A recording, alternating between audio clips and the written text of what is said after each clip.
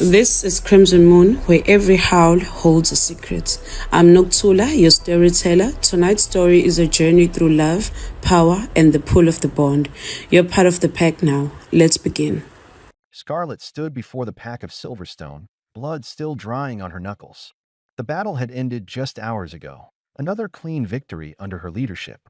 Warriors celebrated behind her, howling in triumph. But her eyes were locked on one man, Alpha Jason. She had known him her entire life. Childhood friend, training partner, first kiss under a moonlit pine. Now, at 18, the bond had snapped into place that very morning. And Jason looked like he'd swallowed a porcupine. Scarlet, he said, his voice stiff and formal. You're my fated mate, but I won't accept the bond. She blinked, sweat cooling on her skin, heart still beating with adrenaline. What did you say? I reject you, Jason repeated. You're too dominant. You're more warrior than Luna. I need someone softer. Someone who knows her place. Behind him, Beta Ethan glanced away, clearly uncomfortable. Scarlet exhaled slowly, her expression unreadable. So you want a Luna who sits on a throne and claps politely while the men die? Jason flinched. That's not Scarlet. This isn't personal. No, she said flatly. Just cowardly. He stepped back like she'd hit him. I'm sorry. I hope you find your true place. She offered him a slow, humorless smile. I already have. Leading your warriors. Winning your wars. But don't worry, Alpha. I'll win the next one without you. She turned and walked away. And not once did she look back. By the age of 13, Scarlet had killed her first rogue. It had been during a border skirmish when the Alpha's sons, Jason included, had been cornered by ferals. She hadn't hesitated.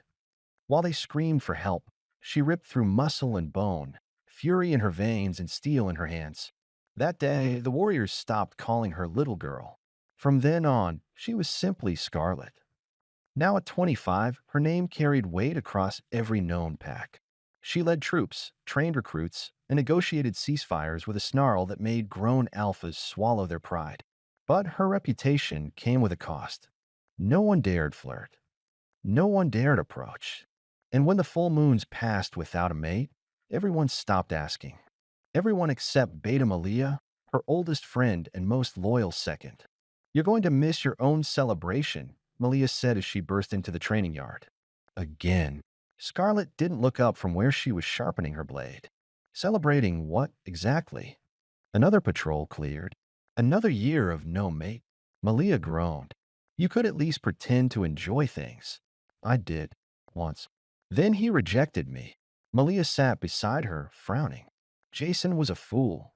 Jason was the first, Scarlet muttered. Not the last. Malia stiffened. Don't tell me. Scarlet nodded. Alpha Marcus. Visited from the Nightfang pack 2 weeks ago. Found out we were mates. Rejected me before dinner was even served. 2 alphas, same excuse? No, Scarlet said, rising. Jason said I was too strong. Marcus said I was threatening. She flexed her fingers. Apparently men want a Luna who can make tea and cry on command. Malia stood too, toned sharp. You think the moon goddess is done with you? Scarlet's eyes flashed. I think the goddess is watching. And I think she's got a twisted sense of humor. The Silverstone pack held the annual Luna's blessing ceremony under a full moon, honoring the Luna of the past and welcoming future ones. Scarlet didn't attend. She hadn't in years. Instead, she stood alone on the northern cliff, overlooking the pack village lit with flickering torches. Laughter drifted on the wind. She stood in armor, sword sheathed, her only companion a bottle of aged whiskey she stole from the Alpha's cellar. Mates are overrated anyway, she muttered to no one. Talking to yourself is the first sign of going feral. Scarlet turned. Elder Madras stood behind her, wrapped in fur and mystery. No one knew how old she was, only that she'd served 4 generations of alphas and could still knock the wind out of most men. Feral sounds peaceful, Scarlet replied. Madras stepped beside her, peering into the moonlight. 2 rejections. Still no madness in your eyes. That's rare. Maybe I'm too stubborn to break. The old woman smiled. Or maybe the goddess isn't done with you. I'm not sure I want her gift anymore. Careful, Madra warned. That kind of talk invites the third mate. Scarlet laughed darkly. What's next? Cursed one. A rogue king. Matter said nothing. That silence was heavier than any answer. That night, Scarlet dreamed of war, but not the kind she'd known. No battle lines, no screaming warriors, just a crimson field soaked in blood and a single figure standing among the bodies. A man with black hair, gold eyes, and a crown of bone and flame. She stood across from him, and when he turned, she felt the mate bond pull taut, like a blade against flesh. His voice was thunder in her skull. You are mine. She jerked awake, heart hammering, sweat slicking her back. The air was thick with something old, something divine. She had felt that pull once before, twice actually, but this was different. Worse. Stronger. She stumbled from bed, shoving open her window. The moon was full, but a shadow passed over it like an eclipse. Behind her, something whispered. Third time's the curse, or the crown. The next morning, a raven landed on the training yard fence with scroll tied to its leg. Malia unfastened it and scanned a seal. Her face went pale. Scarlet. It's from the Lycan King. Scarlet blinked. What? He summoned you to the capital. No explanation. Just a royal decree. Scarlet took the scroll, eyes narrowing as she read the waxed parchment. The seal was unmistakable, a snarling wolf wrapped in a crown of thorns. The royal crest. Scarlet, the Lycan King never summons pack wolves. He devours them. What the hell is this? Scarlet folded the scroll and tucked it into her vest. Don't know. Don't care. But I'm going. Malia grabbed her arm. You think this is the third mate? Scarlet met her eyes, voice flat. I don't think. I know. You said the last two were cowards. And this one. Scarlet mounted her horse without another word. She looked back once, just once. Let's find out if a king bleeds. The journey to the Lycan capital took 4 days by horse and train, but the cold silence in Scarlet's mind made it feel longer. Malia had insisted on riding with her as far as the border before parting ways, leaving Scarlet at the Black Pine checkpoint, where territory signs turned from worn wood to sharpened steel. 2 Lycans stood at the gates, scenting the air before even looking at her. Scarlet of Silverstone, one asked, golden eyes narrowing. She nodded. Summoned by the king. They didn't ask for proof. The summons carried its own scent. Instead, they flanked her silently and escorted her to a sleek black vehicle waiting beyond the trees. Inside the car, she sat in silence, studying the land through tinted glass. Lycan territory was nothing like the forested familiarity of Silverstone. It was ancient, vast, and humming with power. No laughter rang in these lands, only howls, sharp and haunting, echoing across the hills like warning bells. By the time she arrived at the capital, night had fallen, and the palace of the Lycan King towered before her like a cathedral of war, obsidian stone, iron gates, and spires that scraped the stars. A tall man in polished armor greeted her at the steps. I'm Commander Vale, he said, bowing his head. The king is expecting you. Scarlet arched a brow. Right now. Immediately. Of course. The throne room was nothing like she expected. No gold. No velvet. Just dark stone, fire pits lining the walls, and a raised dais at the far end where he sat. King Darius. He leaned forward, one leg draped over the side of the throne like a bored predator, watching prey decide whether to run or kneel. His eyes, molten gold and eerily calm, locked onto hers the moment she entered. She felt it, the bond slam into place like chains across her chest. Scarlet froze mid-step. This wasn't a pull. This was a command. And God's, it was strong. Her wolf howled inside her mind, clawing to submit. But Scarlet gritted her teeth and took another step forward. Then another. Darius's lips curved faintly. I was told you were difficult, he said. I prefer uncooperative, she replied. The room went still. Darius stood. He was massive, taller than any alpha she'd ever seen, his frame carved from war and shadow. He approached slowly, each step reverberating through the floor like a threat. And yet you came, he said, stopping a foot from her. You summoned me. Not showing up would have been rude. Darius's eyes flared, glowing faintly. You don't fear me. I've been rejected by 2 alphas. Fear isn't something I carry anymore. There was a pause. Then, unexpectedly, he laughed. It was a dark, guttural sound that echoed off the walls. Good, he said. Fear bores me. They stood like that, the air between them charged and razor-thin. Finally, Darius said, You're my mate. Scarlet nodded. I know. Are you going to reject me? She met his gaze unflinching. Depends. Are you going to be like the last two? He stepped closer, nose nearly touching hers. I don't share, I don't kneel, and I don't let go. Her heart slammed against her ribs. Then I won't either. Darius didn't mark her that night.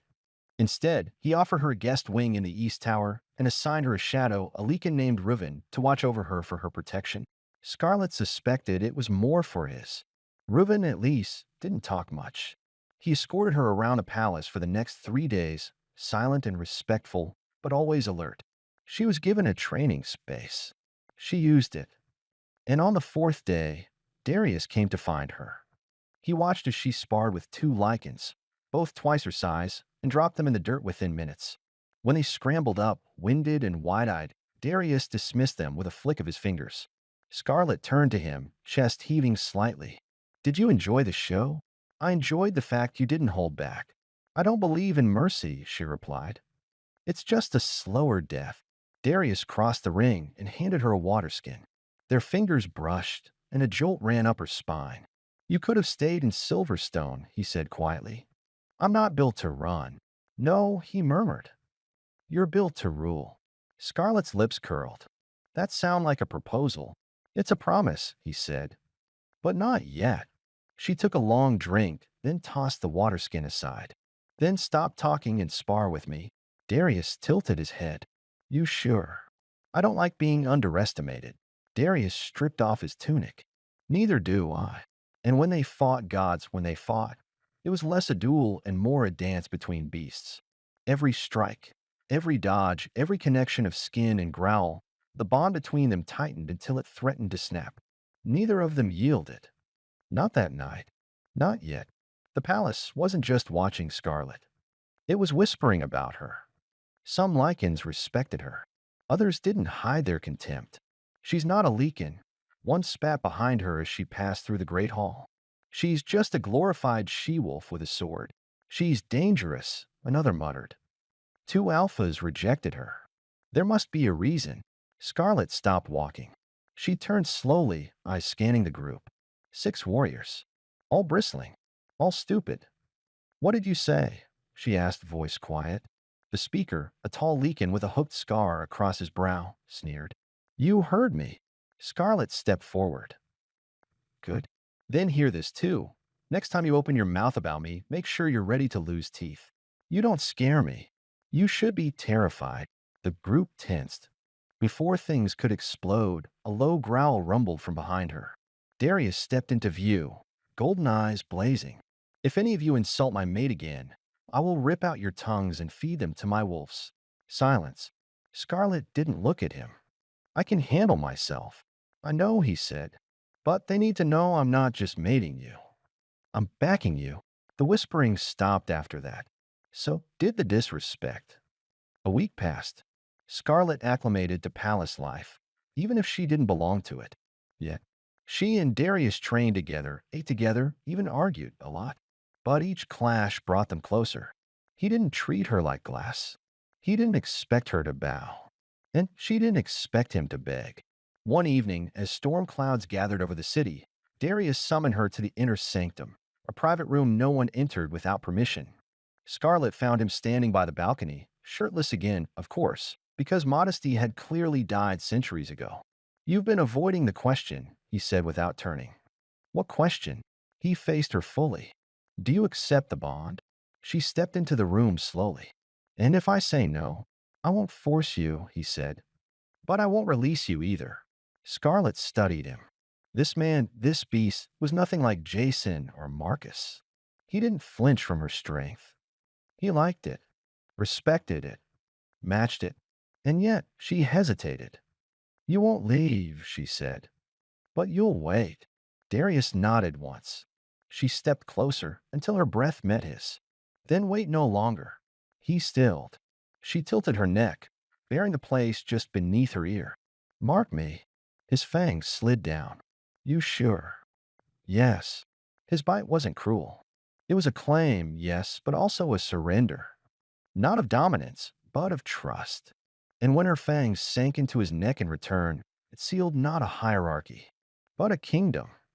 The mark still burned beneath Scarlet's skin the next morning, not with pain, but with power. The moment she stepped outside her chambers, palace wolves fell silent. No more whispers, no more insults. She was no longer just a guest. She was the king's chosen, and that meant the court was now watching even more closely. Commander Vale met her outside the war room, flanked by Reuven and two palace guards. There's a council meeting today, Vale said. Your first official appearance as the king's mate. Scarlet didn't flinch. What am I expected to do? Sit there and smile while old Lycans argue. Vale's lips twitched. Exactly that, except without the smiling part. Fantastic. Inside the war room, she found Darius already seated at the head of the long obsidian table. Elders and nobles from various Lycan houses filled the room, their faces tight and unreadable. The bond between Scarlet and Darius still pulsed in her chest like a living thing, but in here, it felt like a target. Darius gestured to the seat beside him. You're late. You marked me last night, she said dryly. I earned a few extra minutes. Few in the room choked. Others stiffened. Scarlet sat. The meeting began with routine reports, rogue activity along the southern borders, treaties with smaller pacts, shifting alliances. Scarlet remained silent, listening, studying, until Elder Garen, a thick-set Lycan with pale eyes, stood. A move that we evaluate the Queen-to-be in combat, he said bluntly. She is not Lycan. She is untested in our ranks. Scarlet arched a brow. You want me to fight for your approval? It's tradition, Garen said. Lycans don't kneel for maids who haven't earned the title. Darius didn't interrupt. His gaze shifted to Scarlet, clearly letting her choose. She leaned back. Fine. Who am I fighting? Me, Garen said, smiling. Unless you're afraid to lose in front of your king. Scarlet rose, slow and deliberate. Oh, Elder, I'm not afraid of losing. I'm afraid of making you cry in front of your grandsons. The duel was set for sunset in the central arena, a wide stone courtyard enclosed by enchanted walls that shimmered with containment magic. Warriors and nobles gathered quickly, scenting blood and gossip. Scarlet stepped into the ring wearing light armor and a smirk. Garen entered opposite her, cracking his knuckles. He looked bigger than before, probably trying to intimidate her. Didn't work. Darius sat in the high seat overlooking the arena, flanked by Vale and a few council members. He didn't look concerned. In fact, he looked amused. Ready to prove yourself? Garen growled. Already did, Scarlet replied. You're just late to the realization. The bell rang. Garen charged first, expecting fear. Scarlet ducked low, spun, and swept his legs out from under him in one clean move. He hit the ground with a thud that echoed across the arena. Murmurs rose in the crowd. He recovered fast, snarling and shifting halfway, fangs elongating, claws emerging. Scarlet didn't shift. She didn't need to. She danced around his slashes with effortless grace, countering with brutal efficiency. By the third round, Garen was bleeding from 3 places, his movements slower, more desperate. Scarlet's breathing remained steady. I thought you Lycans were stronger, she said, ducking under a wild punch. Maybe that's why you fear a she-wolf. Garen roared and lunged. Scarlet flipped him over her shoulder and drove him into the ground. Hard. The impact cracked the stone. Silence followed. Yield, she said, voice calm but cold. Garen growled from the dirt, but didn't move. Yield, she repeated, pressing her boot to his throat. Finally, Garen shifted back fully and croaked, I yield. Scarlet stepped off him and turned to the council. Anyone else want to test me? No one spoke. Darius stood slowly.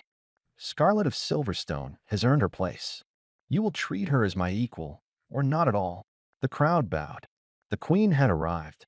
Later that evening, Scarlet sat alone in the balcony garden, peeling off her gloves and letting the night air soothe her bruised knuckles. Footsteps approached. Malia? Scarlet didn't turn, just said softly, You're not supposed to be here. And yet here I am. Scarlet smiled faintly and stood, embracing her friend. How? Darius sent for me. Said you could use someone who doesn't bow every time you sneeze. Scarlet chuckled. God, yes. These people are exhausting. Malia studied her face. You look grounded. Less haunted. I'm not, Scarlet admitted. But I think I finally stopped apologizing for who I am. And the king. Scarlet hesitated. He's not what I expected. He lets me fight. He listens. He doesn't try to tame me.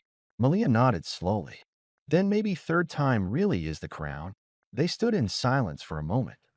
Then Malia added, You should know. Jason sent a letter. Scarlet tensed. Why? He heard you were marked by the Lycan King. He's asking for an audience. Scarlet's jaw tightened. Let him wait. 2 days later, Jason arrived at the palace gates with a caravan of guards bearing the Silverstone banner. He looked different, older, maybe wiser, or just tired. His face was guarded as he was escorted into the Grand Hall, where Scarlet waited beside Darius, cloaked in dark crimson and silver. Her crown was still ceremonial, but her presence was undeniable. Jason bowed. Your Majesty. My king. Thank you for seeing me. Scarlet crossed her arms. I didn't agree to this. Jason glanced at her, his mouth twitching. I had to try. I came to apologize. Scarlet didn't blink. You're 5 years late. I was wrong, he said quietly. Back then, I was scared. Of you. Of how much stronger you were. I thought I needed someone soft to feel like a man. She tilted her head. Did she make you feel like one? Jason flinched. No, he admitted. I lost her. The same way I lost everything else. Including you. Scarlet stepped down from the dais, slowly circling him. You didn't lose me, Jason. You threw me away. Like a broken sword. He looked at her, pain clear in his eyes. And now, she said, voice sharp, you kneel to the woman you rejected and pray the king never finds out what kind of fool you were. Darius spoke for the first time. I already know. Jason paled. Darius leaned forward. You may stay the night. Then you return to Silverstone. We have no use for cowards here. Jason bowed again, but this time it was a broken man kneeling. Scarlet thought she was done with ghosts. She was wrong. That night, another caravan arrived, unannounced.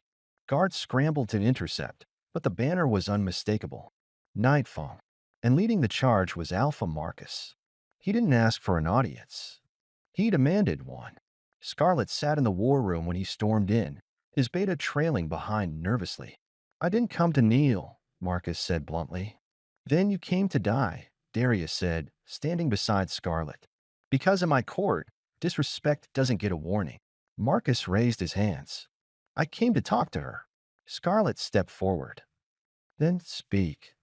And choose your words carefully. I rejected you, Marcus said, because I thought you'd overshadow me. You already did. But now backslash. Now I see you for what you are. Queen. And I want to offer. Don't finish that sentence, Scarlet warned. Let me at least offer alliance, he said, trying to recover. Between Nightfang and the crown, Darius narrowed his eyes. You mean you want to tie yourself to her now that she wears power like a second skin? Marcus said nothing. Scarlet walked up to him, eyes blazing. You had your chance. You wasted it. You rejected me for being too much. And now you think I'm convenient. She stepped back. No alliance. Not now. Not ever. Darius growled, voice a whisper of steel. Leave, before I tear off your limbs and send him home piece by piece. Marcus hesitated. Scarlet added, The next time I see you, Marcus, it won't be in a palace. It'll be on a battlefield. He left, and the doors slammed shut behind him. The next full moon rose heavy and gold over the Lycan capital. Tradition demanded a public reaffirmation of any royal mating under its light, what Lycans call the marking moon. While Scarlet and Darius had already exchanged their marks in private, the ceremony was symbolic, binding, permanent in the eyes of gods and wolves alike. Scarlet stood in front of the ceremonial fire pit, her armor replaced by dark crimson robes that shimmered like fresh blood. Beside her, Darius wore no crown, no regal cloak, only black leathers and the expression of a man who would burn kingdoms to protect what was his. Commander Vale, acting as witness, stepped forward and addressed the court. Before the moon, before the pack, before the spirit of the goddess, we ask, Does any soul object to the claiming of this bond? A hush fell. Then, I do. The voice came from the crowd. A woman, older, draped in ceremonial blue and silver. Elder Halda, high advisor of the court. Scarlet's eyes narrowed. Darius's face turned to stone. Speak, he said coldly. Halda's voice did not shake. Scarlet of Silverstone is not Lycan. She was rejected twice and carries no noble blood. If she becomes queen, the old alliances will fracture. The outer pacts already whisper. I object to this bond not for myself, but for the survival of the realm. Scarlet stepped forward before Darius could speak. Let me guess, you want a Luna who was raised on royal etiquette, who can curtsy and birth sons on command. Halda's eyes were icy. I want a queen who unites, not divides. Scarlet didn't flinch. Then your issue isn't me. It's the fear of change. Darius took her hand, his grip like steel. This is my choice. My mate. My queen. Halda bowed slightly, but her eyes held challenge. Then may the goddess bless your defiance. The crowd murmured. The ritual continued. Before the fire and under the moon, Darius bit his own wrist and offered it to Scarlet. She drank, then did the same. The bond surged between them, a wave of heat and power that sent the flames flaring high. The goddess did not speak, but neither did she intervene. 2 nights after the marking moon, a guard was found dead in the east wing, torn open, throat ripped. There were no signs of struggle, no scent trails, just the body and a warning carved into the wall above it. A wolf that forgets its wild dies in a cage. Scarlet stood over the body as Vale and Reuven examined the scene. No guards heard anything, she asked. Nothing, Vale said grimly. Whoever did this was skilled. And silent, Scarlet's eyes narrowed. This wasn't just a kill. It was a message. Reuven nodded. And not just for the king. For you. Darius arrived moments later, fury rolling off him in waves. When he saw the body, his expression didn't change, but his claws extended slowly. Someone inside this court is feeding information to enemies, he said. Find them. Scarlet turned toward him. Let me help. You're not hunting rogues anymore, Darius said tightly. You're a queen. I'm a warrior, she snapped. Let me do what I do best. He studied her for a moment, then nodded once. You and Reuven investigate quietly. If there's rot in my court, I want it cut out at the root. She smiled. Now you're speaking my language. Reuven led Scarlet through the tunnels beneath the palace. Old war routes, used during rebellions and never sealed properly. These were mapped during the reign of King Brennick, Reuven explained. We thought most were collapsed. Apparently, someone thought otherwise. They followed the trail of old ash and footprints until they came to a hidden chamber, abandoned, dust-covered, and filled with scrolls. Scarlet knelt beside the table. This isn't just hiding. Someone's been working down here. She picked up a parchment. It bore diagrams of the palace, routes between wings, and most alarmingly, a list of names. Guards, courtiers, even her own. Whoever this is, Reuven said, they've been watching us for weeks. Scarlet's eyes caught one final name. Not written. Carved. Halda. Scarlet stood, fury in her bones. I'm done being polite. Reuven placed a hand on her shoulder. We need proof. Not just suspicion. I don't need proof to shake the tree, Scarlet replied. I just need to see what falls out. Scarlet called for Halda the next morning, summoning her to the Moonstone chamber under the guise of a private meeting. The older woman entered with 2 aides, expression calm and calculated. You summon me, your majesty? Scarlet gestured to the table. Sit. Halda did, glancing at the guards stationed near the doors. Scarlet leaned forward. Someone's been leaking intel to the rogue packs. Maps, patrol routes, even information about the royal bond. Halda's expression didn't shift. That's a grave accusation. I haven't made one yet, Scarlet said smoothly. But I did find your name carved into a wall used by traitors. A flicker of tension. Barely visible. Halda said, You're reaching, Queen. Old stone tells no truth. Scarlet stood and circled her slowly. Maybe. Or maybe the traitor got too comfortable after you vouched for them. Darius stepped into the chamber then, flanked by Vale. Search her aides. The 2 women resisted. One shifted partially, fangs out, eyes wild, before Veil struck her down. Under her cloak, a hidden scroll was found, marked with Nightfang's seal. Scarlet's jaw clenched. Nightfang. Marcus. Haldaros. I didn't know. Then you failed your duty, Scarlet snapped. And your silence made you complicit. Darius's voice was deadly calm. You are hereby stripped of title and rank. You will remain under palace watch until we determine how deep your ignorance ran. Halda didn't argue. But as she was escorted out, she turned to Scarlet. You think you've won. But the court is not yours yet. Scarlet's eyes burned gold. It will be. And I'll burn down every traitor in my way. That night, Scarlet stood alone on the west tower, wind cutting through her hair as the city slept. Darius joined her silently, offering a flask. She took a sip, biting whiskey, and handed it back. You're quiet, he said. I'm thinking.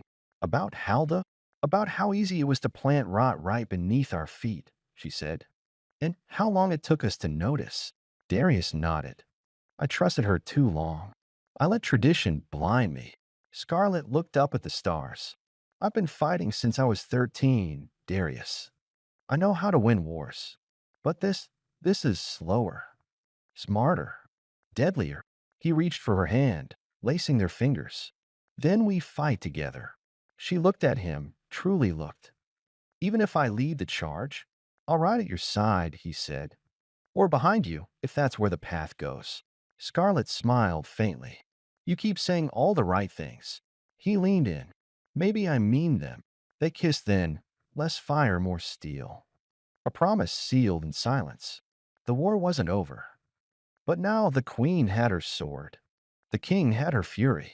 And the enemy? They had no idea what was coming. The Moonstone Chamber had seen battles, coronations, and betrayals. But tonight it would host something older. Something sacred. A trial. Scarlet stood at the center of the chamber, surrounded by silver flame and ritual carvings glowing with moonlight. Elders and Lycans watched in silence. Even Darius kept to the edge. This was not his fight. This was hers. The moon goddess had spoken through one of her seers 3 nights ago. The she-wolf must be tested. Power given without purpose becomes destruction. Scarlet didn't flinch as Elder Madra, the oldest living wolf in Lycan territory, approached, carrying a carved moonstone dagger. You will enter the trial of the veil, Madra said, a realm between life and death. Your body will remain here, but your spirit will be tested. Should you fail, you will not wake. Malia, standing just beyond the circle, looked pale. You don't have to do this. Scarlet met her eyes. Yes, I do. Darius stepped forward. Return to me, Scarlet, or I'll rip open the veil myself. Scarlet smirked. Always so dramatic. Madra handed her the dagger. Offer blood, she said. Scarlet dragged the blade across her palm without hesitation. Her blood sizzled as it hit the carved runes. Light exploded. The world tilted. And Scarlet fell into the dark. Scarlet stood in a field of stars. Not above them, on them. Every step left ripples across a glowing surface, as if she walked atop a reflection of the cosmos. In front of her stood a figure cloaked in moonlight, feminine, edgeless, terrible in her beauty. The moon goddess. Scarlet didn't kneel. Arrogant, the goddess mused, voice soft but infinite. Alive, Scarlet replied. The goddess tilted her head. You defied 2 fated mates. Took a third who burns kingdoms. And now you stand marked as queen. Why? Because they rejected me, Scarlet said. And he didn't. You misunderstand, the goddess said. They rejected their fate. You claimed it. A shimmer passed over the stars. Shapes emerged. Wolves, warriors, ghosts of her past. Jason, Marcus, her parents, even the first rogue she ever killed. You carry them, the goddess said. All of them. I don't run from what made me. No, the goddess said. But will you let it define you? Scarlet stepped forward. I let it forge me. The goddess's eyes flared silver. Then prove it. Scarlet was thrown into a memory, but it wasn't hers. She stood in the middle of a battlefield. Bodies, smoke, blood. Silverstone warriors clashed with rogues, and in the distance, her younger self, just 15, covered in ash, screaming orders, sword slick with blood. Then, across the field, she saw a different version of herself. Older, harsher, crowned in bone, surrounded by burning villages. Tyrant Queen. The goddess's voice echoed in her mind. This is one path. Yours, if power consumes you. The tyrant turned and smiled at her. Scarlet felt the bond twist in her chest. This version of her had rejected Darius, had taken the throne and ruled with fear alone. She ruled, but she stood alone. I'm not her, Scarlet said. You could be, the goddess warned. Unless you make your choice. Scarlet closed her eyes. When she opened them again, she was back in the field of stars. Her voice was steady. I choose the fire, but I choose who it burns. The goddess stepped closer, pressing 2 fingers to Scarlet's heart. Then rise, queen of teeth and flame. Scarlet gasped, and the veil shattered around her. Her body jolted as she returned to the physical world. The fire in the moonstone chamber dimmed. The carvings stopped glowing. The air shifted. She opened her eyes. Malia clutched her hands. Darius stood at her side, his expression unreadable, but his relief palpable. Elder Madras stepped forward and placed something in Scarlet's open palm, a silver ring etched with moonstone, the symbol of the moon's blessing. She is past, Madra announced. Scarlet of Silverstone is now Scarlet, moon-crowned, queen of Lycans, chosen of the goddess. The court fell to its knees, even the nobles who had once whispered against her. Scarlet stood slowly, gaze sweeping the room. Enough kneeling, she said. We rise together now. Or not at all. Darius stepped to her side and took her hand, lifting it for all to see. He said nothing. He didn't need to. The kingdom had its queen, and the world would never be the same. 2 nights later, under a sky washed clean by storm, Scarlet and Darius stood before the kingdom once more. Not in ritual, not in secrecy. This was not the mark. This was marriage, the Lycan way. A fire circle was lit with sacred wood from every major territory. Nightfall, Silverstone, even pacts that had once stood neutral. As the flames roared, Vale stepped forward as officiant, reciting the ancient bond rites. Darius, son of Alaric, king of Lycans, do you take Scarlet, daughter of no crown, forged in war, to stand at your side? I do, Darius said, voice low and sure. Scarlet, do you take Darius, feared by all, to rule not above you, but with you? Scarlet met his eyes. I do. Vale held out the ceremonial blades, twin daggers, 1 gold, 1 silver. They each took a blade and sliced the opposite palm. Blut mit blut. And the flames turned silver. Then Darius took Scarlet's hand and placed it over his heart. I give you half my throne, he said, and all of my war. Scarlet smiled. I give you half my rage, and all of my loyalty. The court howled. The bond flared in front of every witness. And as Darius pulled her into his arms and kissed her, Scarlet whispered against his lips. 3rd time wasn't the curse. He kissed her again, harder. It was the crown. The Lycan court had just begun to adjust to their new queen when word arrived from the gates. 2 alphas. 1 from Silverstone. 1 from Crimson Claw. Jason and Marcus. Scarlet stood at the balcony overlooking the grand court as the guards led them through the heavy silver doors. Jason still had the same broad shoulders and dark brown hair, though his confident gait had dulled. Marcus was more refined, leaner, with his usual arrogance traded for caution. They knelt. Your Majesty, Jason began, voice rasping from the cold journey.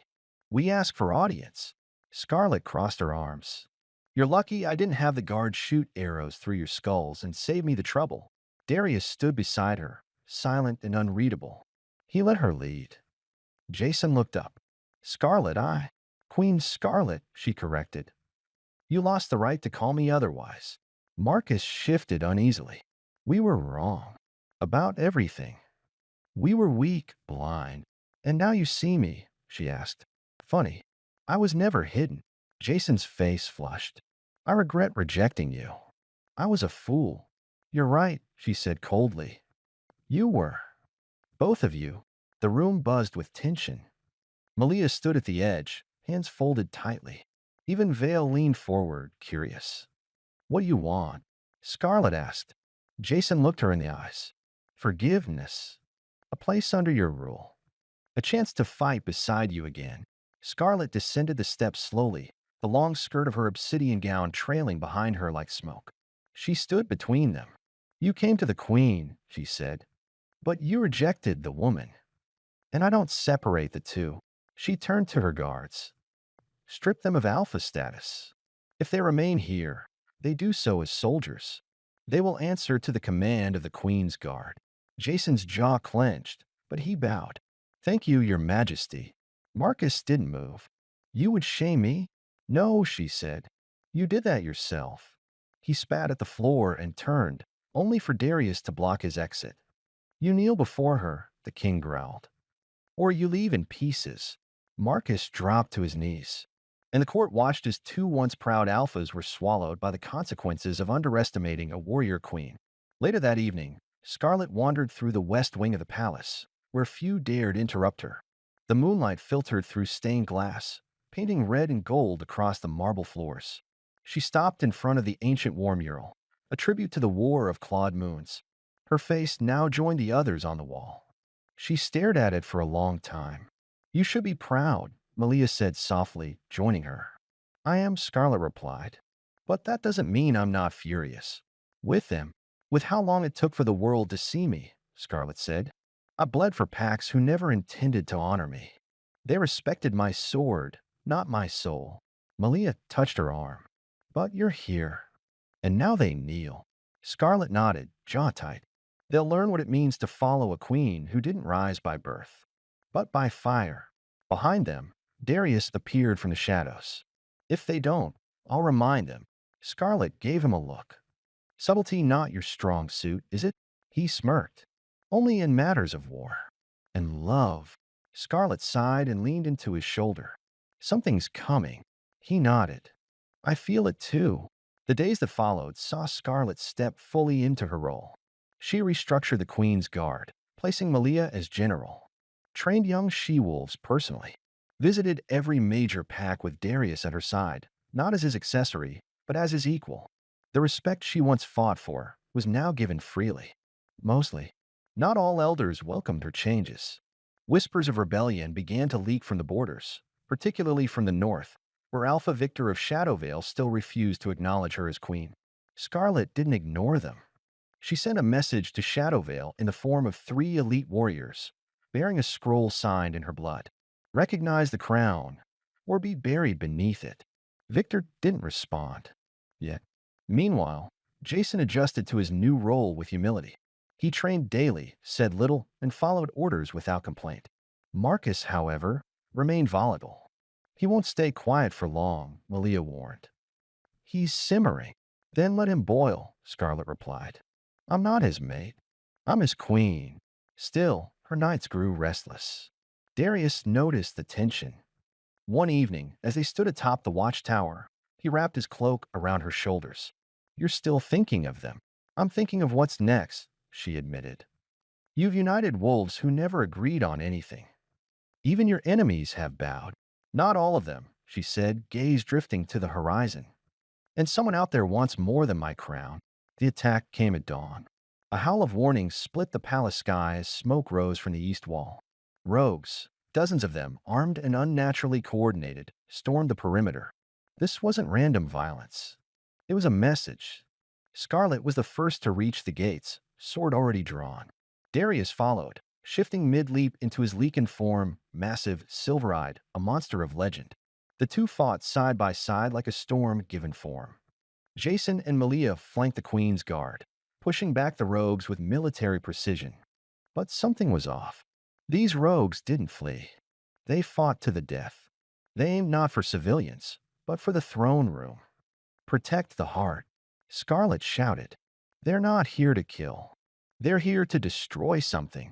Inside the palace, Marcus was already engaged in a brutal clash near the war room. He struck down a rogue with a blade, bloodied and furious. What are they after? He growled. Then it became clear. One of the rogues made it to the altar of the Moonstone Chamber and detonated a rune bomb. The explosion shook the palace. Scarlet arrived just in time to see the sacred moonstone, symbol of divine right, shatter into glowing fragments. The message was clear. They weren't trying to kill her. They were trying to strip her legitimacy. The dead were counted. 12 guards, 4 civilians, 2 warriors, and the moonstone. Gone. The court was in uproar. Some elders called for blood. Others questioned if the goddess had rescinded her blessing. Scarlet stood before them, the broken pieces of the moonstone behind her. She didn't revoke anything, Scarlet said. This wasn't divine. This was political. Then who? Demanded Elder Corvin. Who would attack the queen in her own palace? Scarlet's voice was ice. Someone who fears a united realm. Darius stood beside her. Shadowvale. Jason, still bandaged, stepped forward. Victor always believed the throne should remain with the old bloodlines. He's been building an army quietly for years.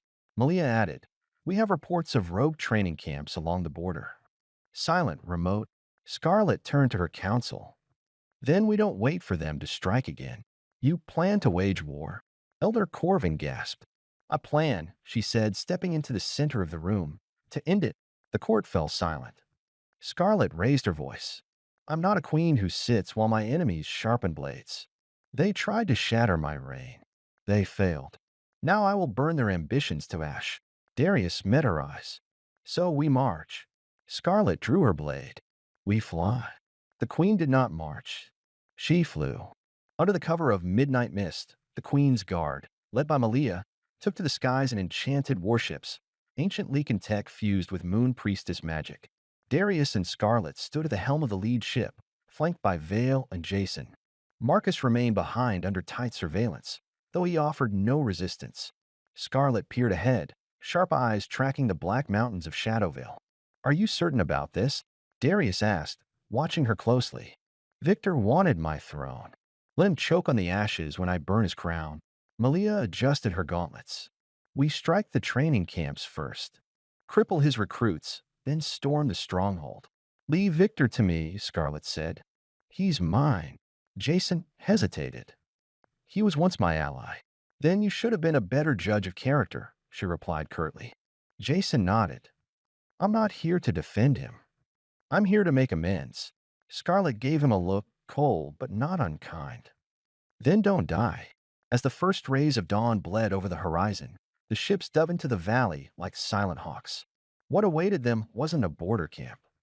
It was an army, 10,000 strong, rogues, recruits, and beasts that hadn't walked under the moonlight in centuries. Scarlet's lip curled. Finally, she muttered. A challenge. The battle exploded like a storm unleashed. Darius transformed mid-air, his massive Lycan form crashing into enemy lines with devastating force.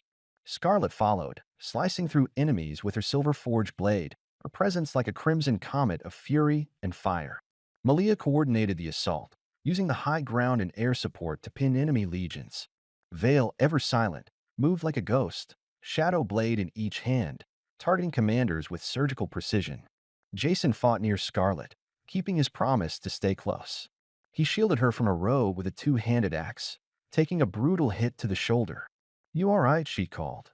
I'm not dying until you say I'm forgiven, he gasped. Scarlet kicked an enemy back and hauled him to his feet. Then you better stay alive a while longer. In the distance, Scarlet caught sight of Victor's war standard, Black Wolf's skull, on a blood-red moon. She snarled. Hold the field, she barked. I'm going in. Darius was at her side instantly. You're not going alone. I don't need. I know, he said. I'm coming anyway. Together, they pushed into the heart of Victor's forces. Magic exploded around them.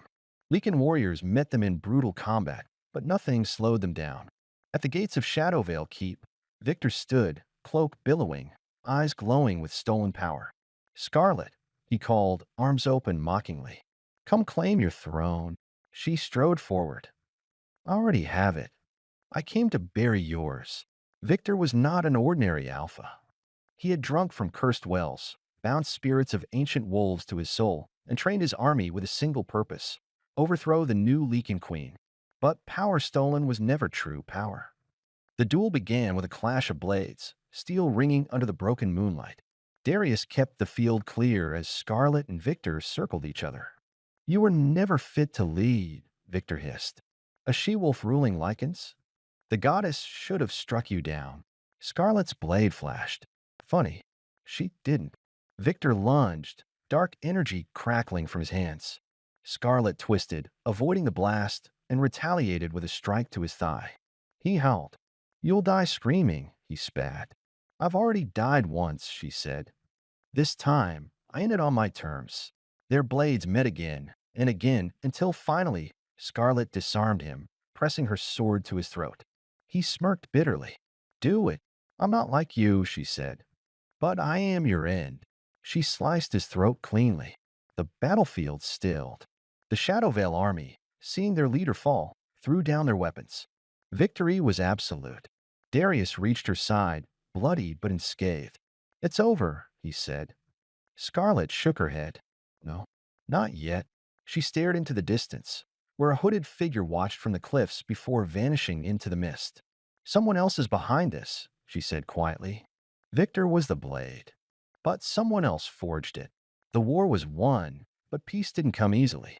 The survivors were treated. The prisoners questioned. And the shadow that lingered over the battle refused to lift. Scarlet sat with Vale, Malia, and Darius in the war chamber days later. Victor didn't have the knowledge or the resources to awaken those ancient beasts, Vale said. He had help. From who? Malia asked. Jason entered the room then, arm in a sling. "I think I know," he said. "There's an old record.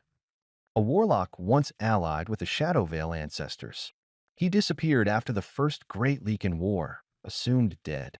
"Name?" Darius asked. "Thorn," Jason replied. "A high-blood mage, obsessed with breaking the moon goddess laws." Scarlet's eyes narrowed. "Why didn't you mention this earlier?" Jason looked down. "Because he once helped me. When I was Alpha. I didn't know he was still alive." Scarlet sighed. "We'll deal with the past later. For now, we hunt him." Vale spoke for the first time in hours. "He's building something. I felt it. The way the rogues moved. The way they didn't fear death." Scarlet stood. "Then let's make him fear us." Scarlet stood alone at the edge of the old battlefield the next morning, looking over the smoking remains of Victor's stronghold. Behind her, the wind shifted. "You're not sleeping," Darius said. "I'm thinking. About Thorn." "No," she said. "About my past." He stepped beside her. "I've never told anyone this," she said quietly. "When I was 13 and led my first battle, I lost my sister." Darius blinked. "You never mentioned a sister. She wasn't my blood, but she was mine. Trained with me, fought beside me, died protecting me. I swore I'd never be that powerless again." Darius gently took her hand. "You're not powerless now." She met his eyes. "But I still feel it. Sometimes." He said nothing but didn't let go. After a long silence, Scarlet whispered, "I wonder what she'd think of who I became." "She'd be proud," Darius said. "She'd see a warrior, a queen, and a survivor. And if Thorn takes that from me, then he dies," Darius said simply. Scarlet leaned against him for a moment, allowing herself to breathe. The war had ended, but the reckoning had only just begun.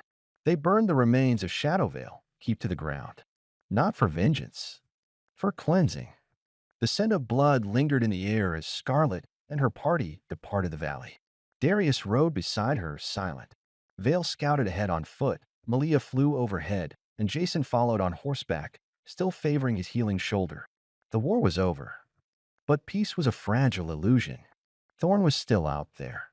"He'll expect us to track him," Vale said that night around a campfire.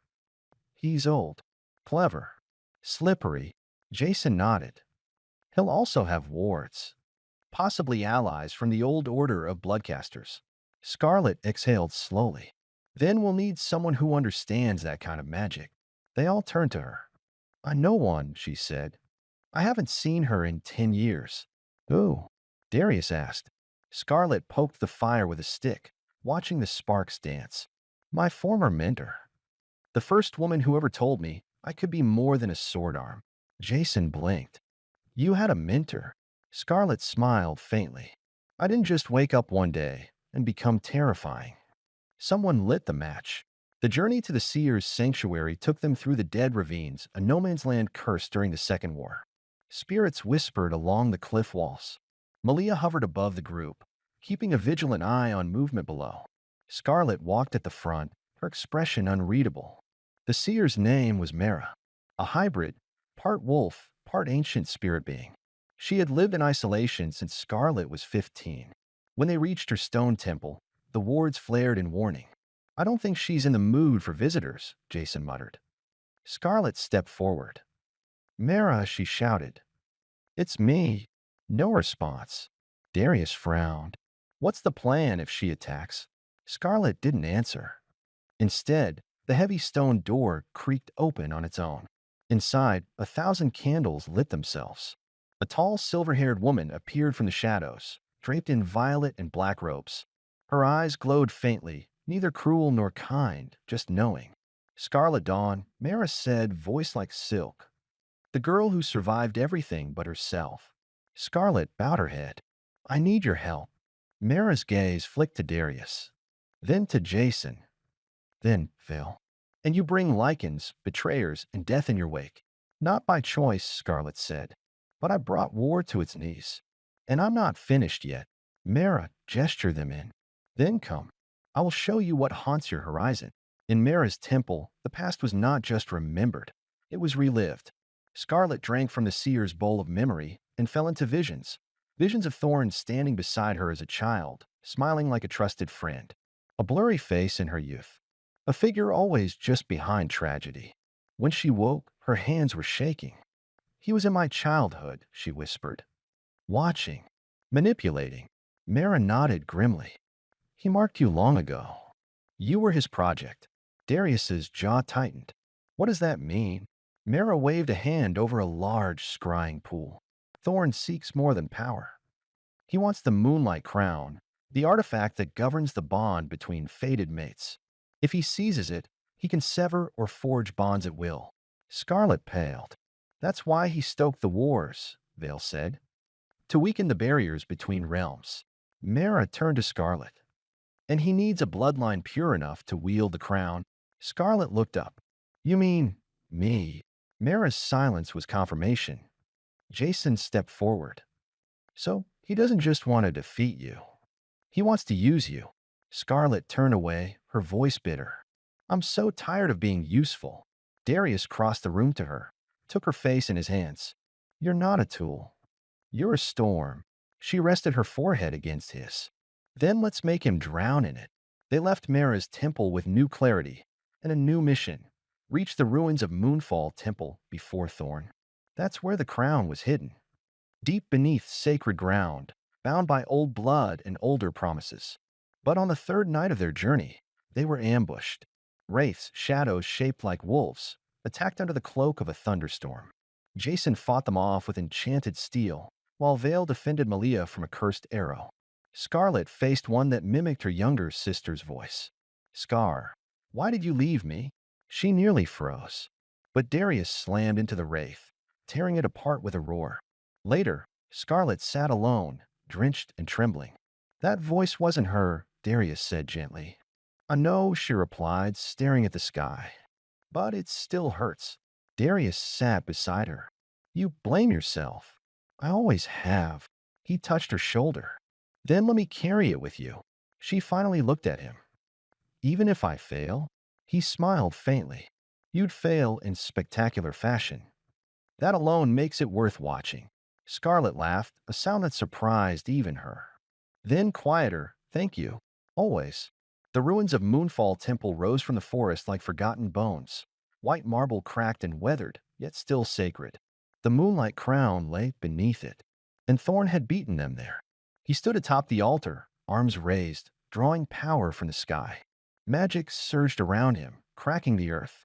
"You're too late," he screamed when he saw them. "The crown answers to me now." Scarlet stepped forward, drawing her blade. "You always wanted power, Thorn. But you forgot one thing." He sneered. "What's that?" She tossed her sword aside. "I was born to hold it." The crown lifted from the altar, hovering between them. It pulsed once, then shot towards Scarlet, embedding itself in her chest with a blinding flash of light. Thorn screamed in rage. Scarlet rose to her feet, eyes glowing white. The power was overwhelming, but hers. The final battle had begun. The power of the moonlight crown surged through Scarlet like a tidal wave. The ancient magic wasn't gentle. It tested, prodded, demanded she prove herself worthy. She didn't flinch. Thorn staggered back as his control over the ruins crumbled. Wind screamed through the shattered temple. Symbols burned bright across the marble walls, awakening to her presence. Darius charged toward Thorn without hesitation, Veil at his flank. Jason loosed silver-dipped arrows into the horde of twisted wolves Thorn had conjured. Scarlet stepped forward, every inch of her glowing with silvery fire. "Still think I was born to be your weapon?" she asked, voice steady. Thorn spat blood, laughter bubbling from his cracked lips. "You were born to be mine." She didn't answer with words. She raised her hand, and light erupted from her palm, slicing through the battlefield like a blade. Thorn screamed as the energy struck him, pure moon magic, raw and unchained. But he wasn't done. With a flick of his wrist, he summoned a chain of darkness that wrapped around Darius's throat and yanked him backward. "Let's see what breaks you first," he snarled. Your mate's heart were your own. Scarlet's fury ignited fully then. The crown pulsed on her chest. With a roar, she leapt into the air, crashing into Thorn with a force that cracked the temple foundation. The final war had begun, and it was personal. Darius clawed free of the shadow chain, breathing hard. Across the battlefield, he saw Scarlet and Thorn locked in a dance of fire and darkness, light and decay. "She's holding back," Vale muttered, slicing through a possessed wolf. "Why?" Jason reloaded beside him. "Because she's afraid. If she lets the crown loose completely, she might lose herself." Scarlet's mind was screaming under the weight of memories not her own. Every past wielder of the crown whispered in her head, queens, warriors, traitors. "Choose vengeance," one urged. "Choose mercy," said another. "Choose power." She gritted her teeth. "No, I choose me." She struck Thorn across the chest with a blast of moonfire. He screamed, part of his armor turning to ash. But he smiled. "I made you," he snarled. "Without me, you're nothing but a frightened girl pretending to be a queen." Scarlet advanced on him. "No, without you, I was a child. But I grew teeth." She twisted her wrist, summoning a spear of light, and drove it through his shoulder. "I'm not afraid of being strong anymore," she said, voice low. "And I'm not ashamed of surviving." Thorn fell to his knees, coughing blood. "And still," he laughed. Thorn raised his head, blood dripping from his chin. "You really thought it would end here," he wheezed. "This is only the beginning." Behind him, the altar cracked open. From it rose a second artifact, twisted and dark, the false crown. A corrupted twin to the moonlight crown, forged from betrayal and blood. Jason cursed. That wasn't in any of the prophecies. Mara's voice echoed from memory. Thorn seeks to unmake fate, not fulfill it. Thorn lunged toward the false crown. But Darius was faster. He tackled him midair, claws ripping into Thorn's ribs. "You don't get to rewrite fate," the Lycan King growled. "Not this time." Thorn's scream turned inhuman. Scarlet saw it then, his form twisting, bones shifting. He wasn't entirely wolf, nor entirely man. Something else had infected him. Something ancient. A forgotten god. A corrupted spirit. It didn't matter. Scarlet closed her eyes, and for the first time, stopped trying to control the crown. She let it sing. A massive wave of moonlight erupted from her body, pushing everyone back. It struck Thorn squarely, and he shattered. Not just physically. His soul fragmented into dust and was pulled into the sky, scattered by the moon itself. The false crown disintegrated. The battle was over, and Scarlet stood tall, panting, her power slowly dimming. Darius walked to her, bloodied, one eye swollen shut. "You good?" he asked, voice hoarse. She nodded. "You?" He grinned. "I just watched my mate erase an ancient threat from existence. I'm fantastic." They buried the dead at the base of Moonfall Temple, where the earth was soft and sacred. Jason lit the pyres. Vale stood in silence, Malia perched on his shoulder. Scarlet watched them, feeling numb. "It's over," she whispered to herself. But it didn't feel over. Darius sat beside her on a fallen column. He didn't touch her, just offered his presence. "You're allowed to rest," he said. "I don't know how," she admitted. He looked at her gently. Then we'll learn. Together, they left the ruins 2 days later, traveling east to the Lycan capital. There, Scarlet was greeted not as a soldier, not as a rogue, but as queen. The wolves knelt. The council bowed, and the palace echoed with a chant that made her heart ache. Moonfire Queen, Scarlet held Darius's hand through it all. Later that night, he proposed again. This time, no politics, no treaties, just a ring, promise, and a dance on the roof beneath the full moon. She said yes. The coronation was simple. Scarlet wore silver and black, her hair braided with obsidian beads. Darius wore a crown of white gold and a grin that only widened when she rolled her eyes at the ceremonial chanting. Jason was named head of guard. Malia was declared high flight keeper of the realm. Vale vanished 3 days later, leaving a note. If peace lasts, I'll stay away. If not, call me back. Scarlet stood on the palace balcony, the moonlight crown now fully part of her magic. No longer a burden. She thought of the first alpha who rejected her. He'd sent a letter. No apology. Just a request for alliance. She burned it. The second alpha, Bryce, had arrived in person. He knelt before her throne. I was wrong, he said. You were always meant to lead. Scarlet stood, walked down the steps, and raised his chin with a single finger. I don't need your approval, she said. But I accept your surrender. He bowed again and left, humbled. Later that night, Darius found her watching the stars. Still think you were cursed? Scarlet looked at him. No, I think I was forged. She leaned into him. And you? He kissed her temple. I think I was lucky.